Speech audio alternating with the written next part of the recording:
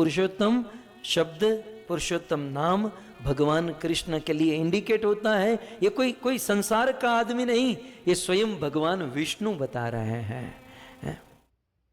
तो भगवान विष्णु के भी ऊपर सुप्रीम आराध्य है भगवान कृष्ण। श्रीमद् भागवत जी में कथा आती है, एक बार अर्जुन जो है ना द्वारिका गया था भगवान कृष्ण को मिलने के लिए, और उस समय भगवान कृष्ण सुधर्मा सभा में थे। द्वारिका में एक सभा लगती थी, उस सभा का नाम था सुधर्मा सभा। और उस सुधर्मा सभा की विशेषता ये थी कि जितने लोग बैठे वो सभा उतनी बड़ी हो जाती। जब कम लोग होते तो छोटी हो जाती, ज्यादा लोग बैठे बड़ी हो जाती। ये हमारे जूम मीटिंग की तरह, रबर की तरह, जितना खींचो उतना बड़ा भी होता है, छोटा भी होता है, मतलब जितने आओ उतने सब समा जाता है। तो ऐसी सुधर्मा सभा थी। तो उस सुधर्मा सभा में एक दिन अर्जुन आए, और उसी दिन की एक घटना घटी।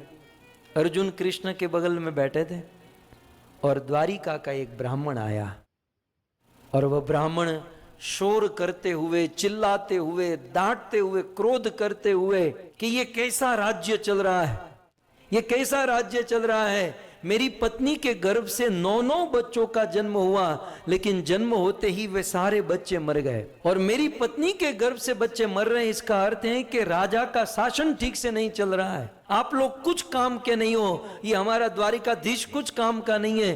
अब अर्जुन का उसी दिन आना और कृष्ण के विषय में किसी के द्वारा ऐसा बोलना, अर्जुन की आता माजी सटक ली। कृष्ण तो बेचारे बिल्कुल शांत बैठे थे, तो सुन रहे थे, क्योंकि 100 गाली तक तो इसकी प्रैक्टिस है। कृष्ण की 100 गाली तक प्रैक्टिस है, 100 गाली तक वो सुन लेते हैं। 100 के बाद तो इसकी भी सटक जाती है, लेकिन अभी इसकी 100 पूरी नहीं हुई थी। ये गाली देते जा रहा था, देते जा, बड़ी बड़ी गाली, लेकिन अर्जुन से सहन नहीं हुआ। अर्जुन ने कहा, ए ब्राह्मण, तू बोल क्या रहा है? यदि तेरे बच्चे जन्म लेकर मर जाते हैं तो कृष्ण ने तेरा क्या बिगाड़ा है? और मैं अर्जुन प्रतिज्ञा करता हूं कि अब की बार तेरे बच्चे का जन्म होगा, मैं यहीं द्वारिका में रुक रहा हूं, और जब बच्चे का, तुम्हारी पत्नी का प्रसव होगा, जब जन्म होगा उस बच्चे का, तो मुझे बुला लेना, मैं उनकी रक्षा करूंगा। वो ब्राह्मण तो इतना क्रोध में था, और तुम रक्षा नहीं कर पाए तो? अर्जुन ने कहा, तो मैं प्रतिज्ञा करता हूं कि यदि मैं तुम्हारे बालक की रक्षा नहीं कर पाया तो मैं अर्जुन अपने ही गांडीव से अपनी आत्महत्या कर लूंगा। तब ब्राह्मण को शांति हुई कि अर्जुन ने प्रतिज्ञा की है। और 9 महीने के बाद उनकी पत्नी के गर्भ से बालक का जन्म होने का समय आया। अर्जुन पहुंचे, और अर्जुन ने अपने गांडीव धनुष से जिस कुटिया में वो ब्राह्मण रहता था चारों ओर दीवार बना दी, बाणों की दीवार खड़ी कर दी, पैक कर दिया, जहां से हवा भी अंदर ना आए, बाहर ना जाए। और अंदर बालक का जन्म हुआ। जन्म होते ही वो ब्राह्मण बाहर आया।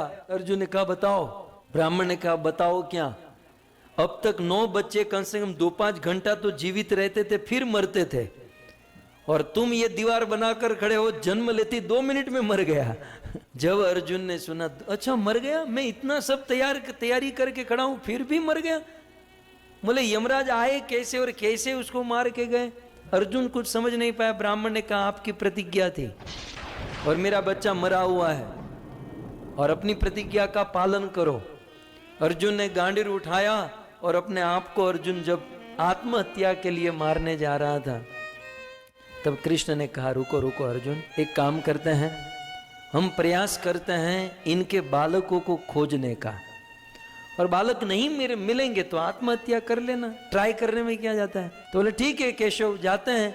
अर्जुन और कृष्ण दोनों रथ पर सवार हुए। सबसे पहले गए समुद्र में, क्योंकि सांदीपनी का बेटा समुद्र में जाकर मर गया था, तो सोचा वहां तो नहीं गया। समुद्र में गए, पाताल में गए, आकाश में गए। जब कहीं नहीं मिला तो यमराज के दरबार में गए। रात को 12 बजे यमराज के घर पर बेल बजाए। यमराज जी लुंगी पहन कर आए। कौन रात को 12 बजे आए?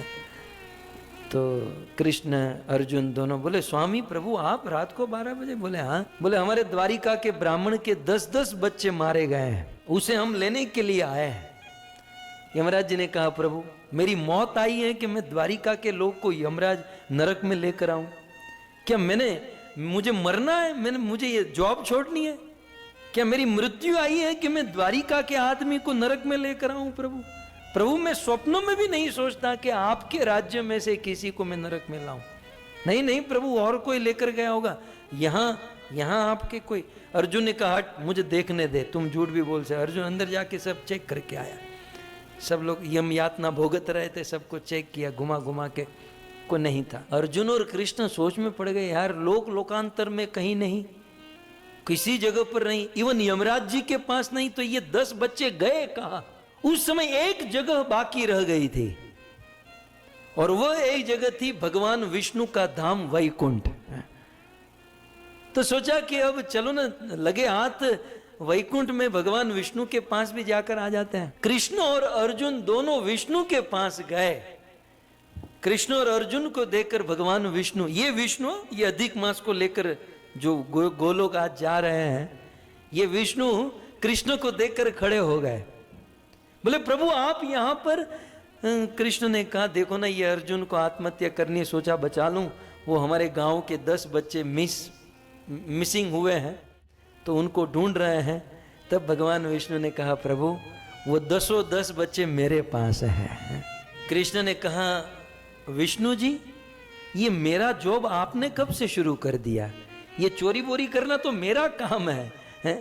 ये माखन चुराना, चीर चुराना, ये सब चोरी करना मेरा, आपने ये सब, जेन्युइन आदमी ऐसा करता है? तब भगवान विष्णु ने कृष्ण से इतना ही कहा प्रभु, ये भगवान विष्णु के शब्द हैं भागवत जी में।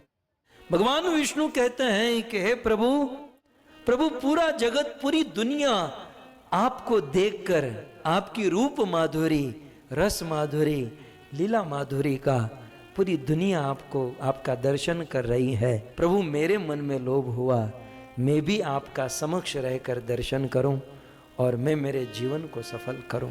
गुस्ताखी माफ कीजिए प्रभु, मेरे से अपराध हो चुका है, मैं स्वीकार करता हूं। लेकिन प्रभु मैंने यदि ऐसा नहीं किया होता तो क्या आप मेरे धाम में आते? आप मेरे पास आते? बस मुझे आपको अपने पास बुलाने के लिए ये गुस्ताखी करनी पड़ी, ये गलती करनी पड़ी, मुझे क्षमा कर दीजिएगा।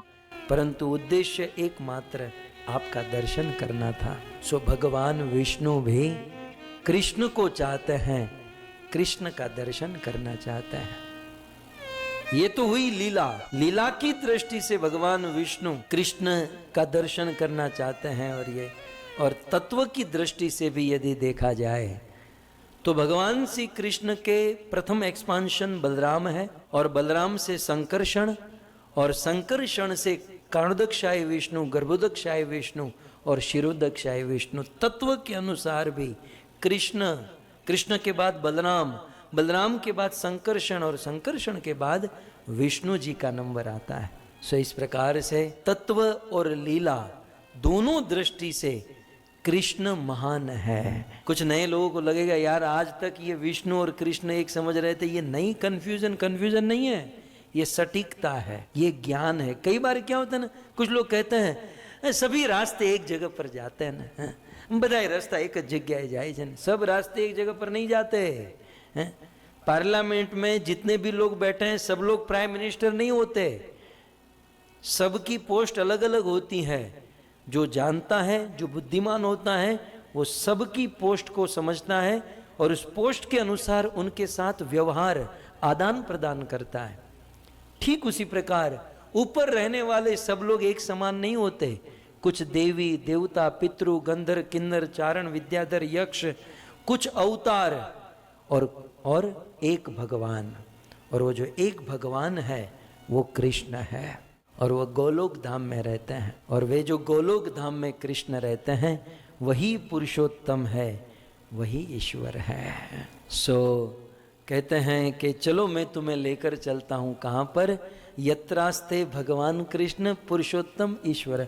ऐसा कहकर मान लो अधिक मास ने पूछा अच्छा गोलोक इससे भी ऊपर लेकर जाओगे? बोले हाँ। बोले वहाँ होता क्या है? अब अधिक मास को थोड़ा सा आनंद आने लगा कि बोलो इससे भी ऊपर जाएंगे, वहाँ होता क्या है? तो अगले श्लोक में कहते हैं गोपी का वृंद मध्यस्थो द्विभुजो मुरलीधरः। उस गोलोक धाम में गोपी का वृंद मध्यस्थो, उस गोलोक धाम में गोपियां होती हैं और अनेक गोपियों के मध्य में कृष्ण खड़ा होता है। कृष्ण खड़े, गोपी का वृंद मध्यस्थो, गोपियों के ग्रुप के, गोपियों के झुंड के मध्य में द्विभुजो मुरलीधर, दो भुजा वाले मुरलीधर भगवान श्याम सुंदर कृष्ण खड़े होते हैं। और प्रभु वो करते क्या है? विष्णु ने कहा चुप रहे, वो हमारी तरह मैनेजमेंट नहीं करते हैं। ब्रह्मा सृष्टि रचता है, मैं मेंटेन करता हूं, शिव प्रलय करते हैं, लेकिन वो ऐसा कुछ नहीं करते। वो क्या करते हैं? बोले गोपियों के बीच में रहकर दोनों हाथ में बांसुरी लेकर नवीन निरद श्यामो, वो श्याम सुंदर गोपियों के साथ रास लीला करते हैं और सुंदर विहार करते हैं। इसी का नाम तो भगवान है ना। बाकी जो रात दिन किसी हाथ में आयुध लेकर खड़ा है तो लगता है कोई सिक्योरिटी गार्ड है, किसी के ध्यान में बैठा है तो मतलब ध्यान किसी का कर रहा है, मतलब वो सुप्रीम तो नहीं हो सकता, मतलब उससे ऊपर तो कोई है। लेकिन कृष्ण एक ऐसे हैं जो गाते हुए भगवान, नाचते हुए, बजाते हुए। हे अधिक मास, ये भगवान विष्णु अधिक मास से कहते हैं कि अधिक मास वो कृष्ण नवीन निरद श्यामा। नवीन नीरद, नीर, नीर माने जल, द माने देना, जल कौन देता है? बादल। और नवीन नीरद अर्थात नवीन बादल के समान, मतलब ताजा बादल, पानी से भरा हुआ काले डिबांग जैसा जो बादल होता है, ऐसे घनश्याम वर्ण का जिसका रंग है, और रक्त पंकज लोचन, और जिनके लाल कमल की पंखड़ी के समान जिन कृष्ण के सुंदर लोचन है। उस कृष्ण के विषय में और आगे कहते हैं स एव परमम ब्रह्म। देखिए एक से एक श्लोक भगवान विष्णु कहते हैं कि हे अधिक मास, स एव, वो जो कृष्ण है वही परमम ब्रह्म, वही परम ब्रह्म है। मैं विष्णु तो केवल ब्रह्म हूं, लेकिन परम ब्रह्म वो कृष्ण है। और वह कृष्ण ही पुराण पुरुषोत्तम, पुराणों में, ये अधिक मास पुराणों में जिसको पुरुषोत्तम कहा गया है, वो पुरुषोत्तम, वो गोलोक विहारी, गोपियों के साथ रासलीला करने वाले कृष्ण ही पुराण पुरुषोत्तम है। पुराणों ने उन्हें पुरुषोत्तम के रूप में सर्टिफाइड किया है। और स्वेच्छामय, वो पुरुषोत्तम, वो भगवान कृष्ण कैसे हैं? कहते हैं स्वेच्छामय, वे स्वेच्छा से लीला करते हैं, वे किसी के बंधन में नहीं है, परम स्वतंत्र है। और सर्व बीजम, ये अधिक मास वो सर्व बीज, इस संसार में जितने भी जीव जंतु वृक्ष पेड़ फल आदि हैं, सबके बीज है। अहम बीज प्रदह पिता, भगवत गीता। और वही बात यहाँ पर है, वो सबके बीज मतलब सबके रूट है, वो कृष्ण सबके मूल है। और सर्वाधार, सर्व आधार, वो कृष्ण सभी के आधार है, सभी के आधार है। और परात्पर, पर से भी पर है, परे से भी परे है, वो भगवान श्री कृष्ण। इतना ही नहीं, भगवान विष्णु आगे अगले श्लोक में कहते हैं निरीहो निर्विकारश्च, वो कृष्ण जो है निष्प्रिय है। कृष्ण को किसी भी प्रकार की हम लोगों की तरह स्प्रिया नहीं, वो निष्प्रिय है, निर्विकार, कोई विकार नहीं है कृष्ण में। और इतना ही नहीं, परिपूर्णतमः, कृष्ण परिपूर्ण है। पूर्ण मदः पूर्ण मिदः उपनिषद जिसको कहती है। और प्रभु, प्रभु माने इम्पॉसिबल को भी पॉसिबल कर देते हैं, ऐसे प्रभु है।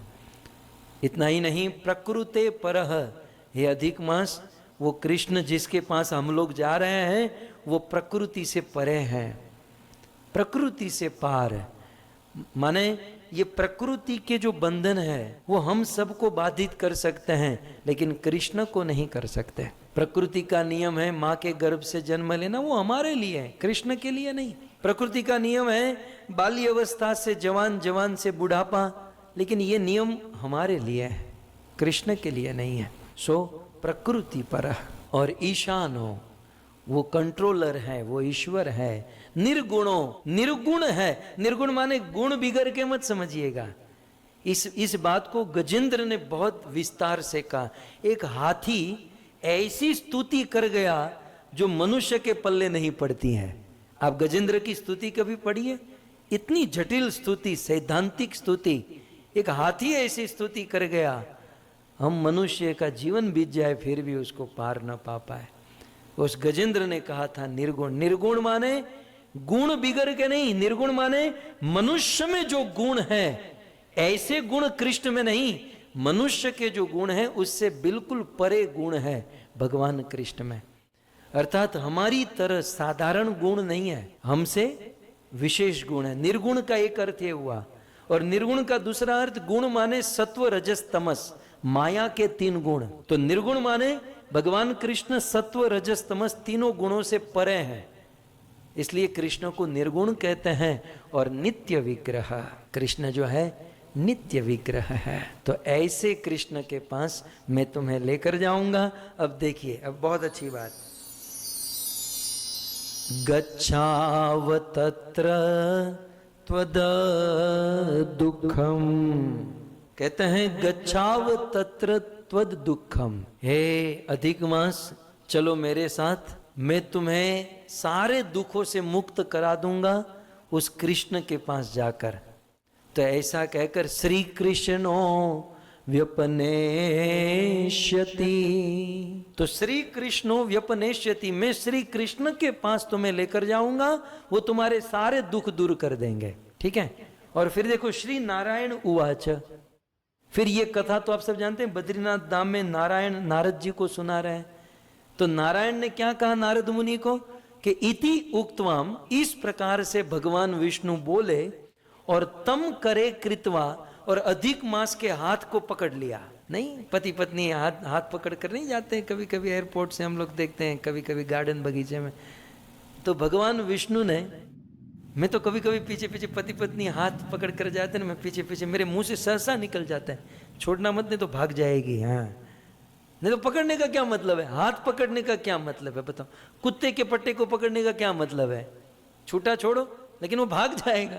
तो हाथ पकड़ना मतलब तो, लेकिन यहाँ ऐसा नहीं था। भगवान विष्णु इति उक्त्वा तम करे कृत्वा, भगवान विष्णु ने अधिक मास के हाथ को पकड़ा और गौलोकम गतवान हरि, और गौलोक वृंदावन में भगवान कृष्ण के पास लेकर गए।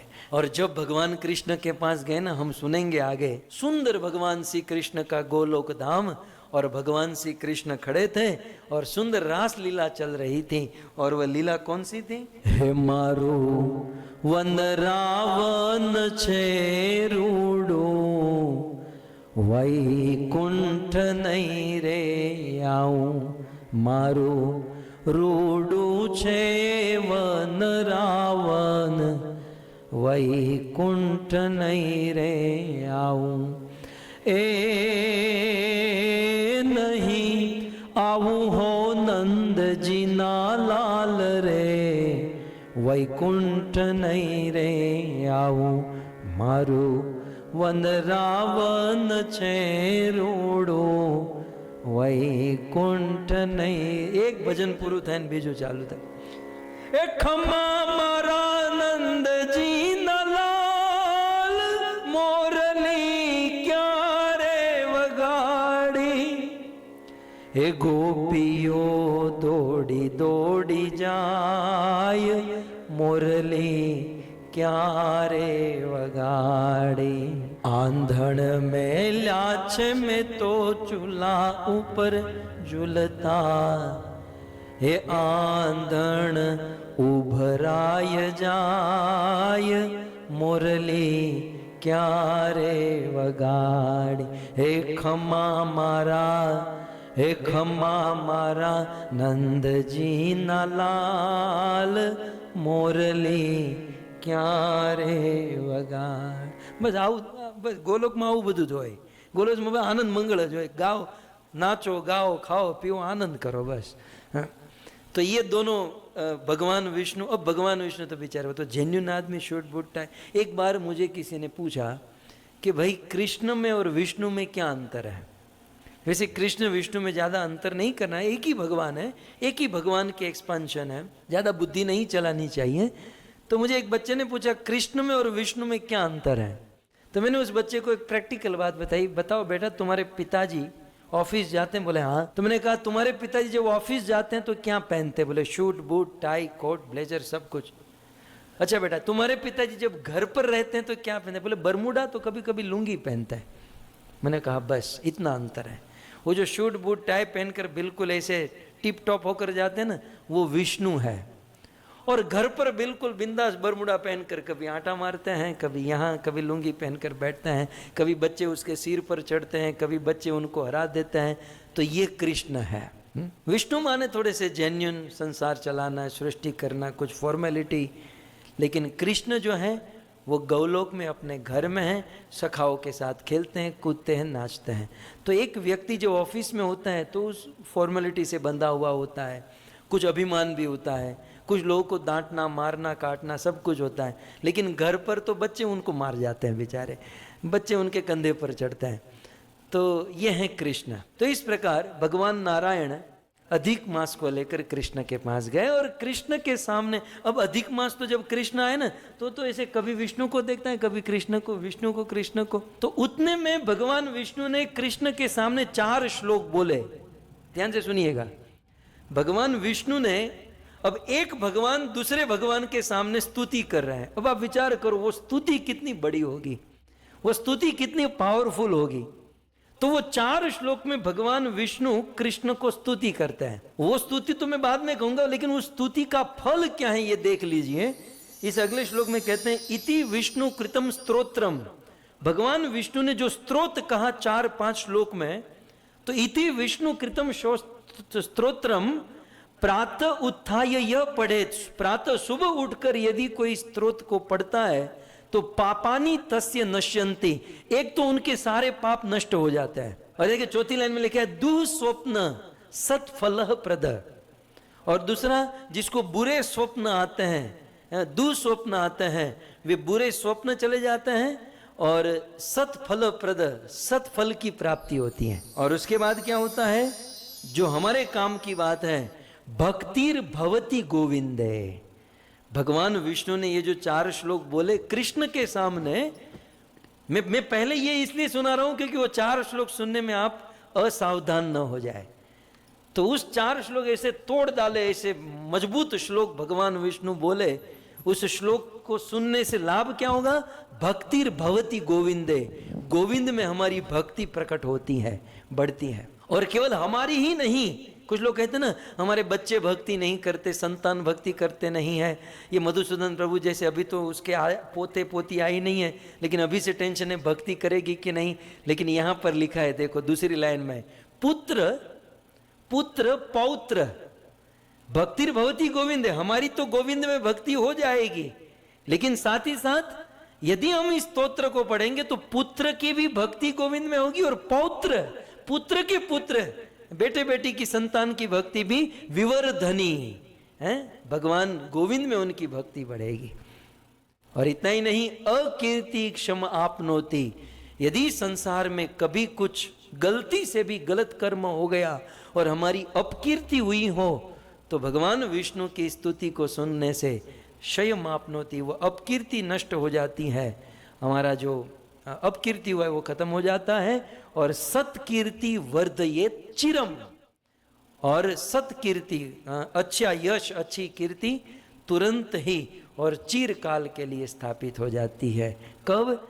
भगवान विष्णु ने गोलोक में जाकर कृष्ण को जो 4 श्लोक में स्तुति की, अधिक मास के हाथ को पकड़ कर, ऐसे ऐसे नहीं, पति पत्नी ऐसे लड़के लड़के ऐसे पकड़ कर स्तुति कर रहे।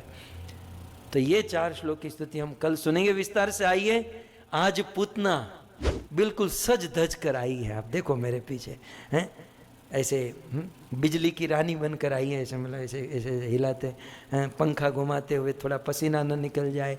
तो आइए हम पूतना मोक्ष की कथा की ओर आगे बढ़ेंगे। न यत्र श्रवणादिनी रक्षो ज्ञानी स्वकर्मशो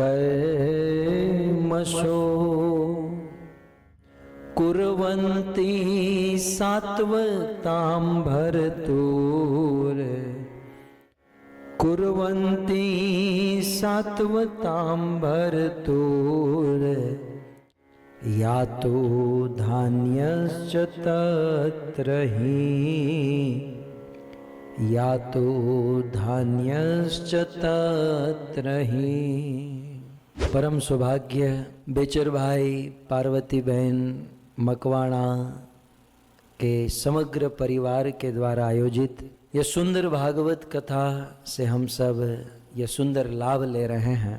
भगवान पुरुषोत्तम श्रीपाद रूप गोस्वामी के अनुसार, भक्ति रसामृत सिंधु के अनुसार भगवान पुरुषोत्तम में जो गुण गिनाए गए, भगवान पुरुषोत्तम का जो स्वभाव गिनाया गया, पूर्ण रूप से भगवान पुरुषोत्तम का स्वभाव पूतना मोक्ष लीला में प्रस्तुत हुआ है। और इसीलिए इस पावन पुरुषोत्तम मास में श्रीमद् भागवत कथा के माध्यम से पूतना मोक्ष की कथा हम सब श्रवण कर रहे हैं। गत सत्र में जब सुखदेव गोस्वामी ने महाराज परीक्षित से कहा कि पूतना मथुरा से निकल चुकी है और कंसेन प्रहीता घोरा पूतना बाल घातिनी शिशुम चचार निघनंती पूर ग्राम व्रज आदिशु। अनेक पूर, अनेक गांव और ब्रज में पूतना प्रवेश कर चुकी है। यह बात भागीरथी के तट पर, यद्यपि घटना बीत गई, 5000 वर्ष बीत गए थे, परंतु भागीरथी के तट पर जब महाराज परीक्षित यह कथा सुन रहे थे तब उनके मन में यह भावना उठी कि यह पूतना की घटना अभी अभी हो रही है। गत सत्र में हम ये सुन रहे थे कि भाई महाराज परीक्षित जब कथा सुनते थे तो वे कथा में प्रवेश हो जाते थे, कथा में प्रविष्ट हो जाते थे, वो कथा के अंदर बैठ जाते थे। तो जब महाराज परीक्षित पूर्ण रूप से कथा में आविष्ट हो चुके थे और पूतना ब्रज में आने के लिए निकल चुके हैं, जब परीक्षित महाराज ने सुना तो परीक्षित महाराज को बड़ी चिंता होने लगी। कृष्ण के साथ जिनका प्रगाढ़ भाव प्रेम संबंध था, उस संबंध के चलते परीक्षित महाराज को चिंता होने लगी। यद्यपि कृष्ण भगवान है, उनका कोई कुछ नहीं बिगाड़ सकता, लेकिन ये प्रेम एक ऐसा संबंध है कि इस दुनिया में किसी के भी प्रति जब हमारा प्रेम होता है ना, चाहे हमारे पुत्र के प्रति, पत्नी के प्रति, छोटे भाई, बड़े भाई, किसी से के प्रति जब प्रेम होता है तो प्रेमी की अनिष्ट आशंका मन में बनी रहती है कि भाई हमारे प्रेमी को ये तो नहीं हुआ होगा, कुछ तकलीफ तो नहीं हुई होगी। प्रायः प्रेमी की अनिष्ट की आशंका मन में बनी रहती है, और जब ऐसी आशंका बने रहे तो समझो प्रेम है। बाकी प्राय लोगों की क्या चिंता, चिंता तो अपनों की सताती है ना। तो महाराज परीक्षित को ये चिंता हुई क्योंकि कृष्ण को अपना मानते थे, और इसलिए महाराज परीक्षित के चेहरे के भाव बदलने लगे और सुखदेव गोस्वामी पहचान लिए। और परीक्षित महाराज की इस चिंता को दूर करने के लिए कुछ देर के लिए इस कथा को होल्ड करके ये एक श्लोक सिद्धांत के रूप में प्रस्तुत कर दिया। यद्यपि पिछले सत्र में हमने इस एक श्लोक के विषय में बहुत कुछ सुना, लेकिन फिर भी थोड़ा सा रसास्वादन करके आगे बढ़े। सुखदेव गोस्वामी कहते हैं, परीक्षित ये पूतना राक्षसी ब्रज में आई है, लेकिन तुम चिंता मत करो। ये पूतना राक्षसी आसुरी शक्ति का प्रभाव उन जगहों पर नहीं चलता जहां पर कृष्ण की कथा होती है, और जहां कृष्ण की कथा नहीं होती, इस वॉइस में कहा है कि न यत्र श्रवण आदिनी, परीक्षित यत्र जहां पर श्रवण आदिनी, न जहां पर श्रवण कीर्तन नहीं होता है, तत्र रक्षो ज्ञानी, वहां पर राक्षसों का प्रभाव होता है, आसुरी शक्ति का प्रभाव होता है, जहां पर कृष्ण कथा नहीं होती है। परंतु जहां कृष्ण कथा होती है वहां पर किसी भी प्रकार की आसुरी शक्ति या प्रवृत्ति नहीं होती है। गत सत्र में हम सुन रहे थे कि किस प्रकार से मेरे जीवन में भी कुछ ऐसी घटना घटी। मैं आपको सुना रहा था, आसुरी शक्ति, आसुरी प्रवृत्ति, ये सारी बातें।